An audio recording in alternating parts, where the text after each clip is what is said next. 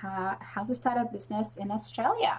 And I only rediscovered this in the last few days when someone brought up, what have you got that you can share with your people on a Facebook Live? And I realized I have this awesome ebook, which is 20 pages of really incredibly useful information for anybody either starting or even already running a business, because it has so many resources in it and links to things like your website hosts, how to build a website, how to start your social media pages. It's got so much in the invoicing, so just about every system that you need as a business owner, it's all in there, and the different options that you can have and look at. So if you haven't downloaded it, it's available on my website. If you go to the resources menu on the bottom, click on that, you'll find a link to that on there. So, but today I want to talk about the step one of starting a business. And this is a step that's often not done by anyone, and I know that I didn't do it when I started a business. And that step is to do your research. And the research is, first of all, what kind of business are you going to be in? And occasionally I'm asked by people, well, what sort of, they want to hear that I have an online business, and then I help people set up an online business. And they want to know, well, what kind of online business should I start to make lots of money? And I immediately know that they're not my people, because that's not how I work. And that's not how most of my clients work, because we, I think as women, do not go out there wanting to start a business based on numbers and based on what's going to make us the most money. I think when we start a business, we want to go and find, first of all, what skills we have, what are we good at, what passion we have for something. If we also look at what change we're going to make in the world. So what do we see as a problem, and a problem that we want to solve, and how we want to help people out there. And I think they're the kinds of motivations that drive us, particularly as women. And that's how we decide what kind of business we're going to have.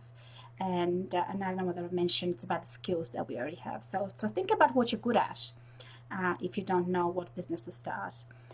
But it also has to be something you enjoy doing, because remember, you're going to be doing that for a few years probably. So it's got to be something you're going to enjoy doing, because otherwise, look, you might as well have a job, work for somebody else doing something you hate. So think about that carefully.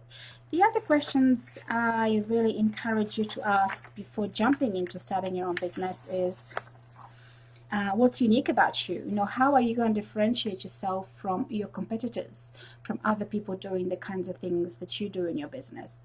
And stemming on from that, make sure you do some research into who your competitors are. So who else is doing what you plan to do? How much do they charge?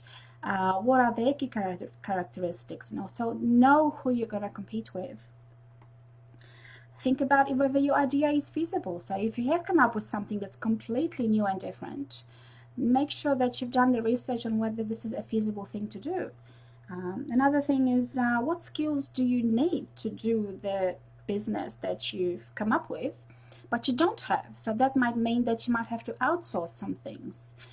For example, often we don't think that we're going to have to do all our own marketing, all our own finances, and we might not have the skills for that. So then that's something we might have to outsource or find other creative ways of doing that. So have a think about how you're going to manage that. Another question that you need to research is, do you have the financial capacity to start that business? How are you going to finance that? Do you have savings that you can draw on? Do you have somebody you can borrow the money from? And maybe you have family that can invest in your business, particularly if you're going into manufacturing and you're going to have to invest in machinery or into materials. So, that's quite an important consideration for some of us. I mean, for a lot of us, when we're, an online business is a very low threshold business, because we can just start producing and providing services without any investment except maybe a website. But for others, you might need to actually invest in materials, in machinery, in office space, in manufacturing space. So do have a think about where you're going to get those finances. And related to that is the question of, where will you operate from? Can you set up a home office? Do you have a garage or a shed where you're going to operate from? If you're going to be manufacturing, where are you going to be manufacturing that? Is your spare room enough to make the thing that you're going to make? Or do you need to hire a space? Do you need to hire a co-working space? Or another office somewhere? So these are all considerations when you're thinking about a small business. And finally, and this is something that, again, I didn't think at all when I was thinking about small businesses. Now, what insurances and registrations do you need, and licenses? Now, for me, as my first business was as a business coach and a copywriter. And for me, I didn't really need anything. I mean, when I was doing my NICE program, I was required to get public liability insurance. And so I needed to look into that. But for me, working from home, I don't see clients in my house, so I don't need public liability insurance because nobody comes into my space and they're not going to hurt themselves. But if I was seeing clients in my office, then I would need it in case somebody got hurt by visiting me. So for your industry, for your business, it's going to be different. So do look into that. What's required for your industry and for your business. So that's just some of the questions you need to answer before you decide to start a business. Now that's not everything, there's more. The other question I want you to ask before you start a business is to who are your ideal clients? So who are you going to provide your products and services to? And in my ebook you'll find a whole list of questions. It's a little exercise, in fact, that I have in there about analyzing and identifying your ideal client. So the kinds of things I ask you to look at is, first of all, give them a name. So you might give them a name, oh, this is Sally. And she's gonna be my brand new business owner who's looking to start a business. She's 35, she's got kids. So I might give it a whole bunch of characteristics because I know who I want to work with. Or perhaps it's somebody I've already worked with, and I'm going to and I know who she is. So we'll look at her background, we'll look at her goals, we'll look at her challenges, so what's keeping her up at night. We will also want to know what her objections are to buying our services or products, and the kinds of messages that we might need to send her in order for her to buy what we're selling. So there's an exercise in my ebook that you might want to do about your clients. So if you haven't done that in your business and you've been in the business for a while, I highly recommend that. And in fact, if you're working with me as a copywriter or a business coach, that's the first thing that we'll do together is to identify your ideal client. And the final research question that I have for you in my ebook is to identify the kind of business structure that you're going to have in your business. Now, most people that I know of start off as a sole trader.